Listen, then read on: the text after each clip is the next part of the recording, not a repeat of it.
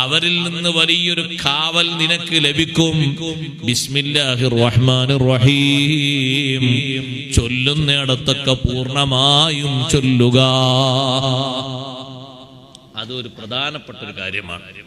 ബിസ്മില്ലാഹിർ റഹ്മാനിർ റഹീം എന്ന് ചൊല്ലുന്നിടത്ത് ചുരുക്കാതിരിക്കുക. ഭക്ഷണം കഴിക്കുമ്പോഴും പൂർണ്ണ ബിസ്മിയല്ല, ബിസ്മില്ലാഹിർ റഹ്മാനിർ റഹീം.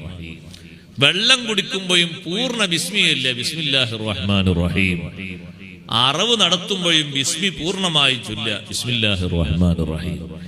ബിസ്മി ചൊല്ലുന്ന ഏതെല്ലാം ഘട്ടങ്ങളുണ്ട് നിത്യജീവിതത്തിൽ, ബിസ്മി പൂർണ്ണമായി ചൊല്ലുക. അതൊരു പ്രധാനപ്പെട്ട ഒരു സുന്നത്തും കൂടിയാണ്. അതുകൊണ്ട് കിട്ടുന്നൊരു നേട്ടമാണ്. ബിസ്മില്ലാഹിർ റഹ്മാനിർ റഹീമിന്റെ മഹത്വങ്ങൾ വിശദീകരിച്ചപ്പോ ഖുർആൻ പണ്ഡിതന്മാർ നമ്മെ പഠിപ്പിച്ചത്. ഖുൽ അഊദു ബിറബ്ബിൽ ഫലഖ്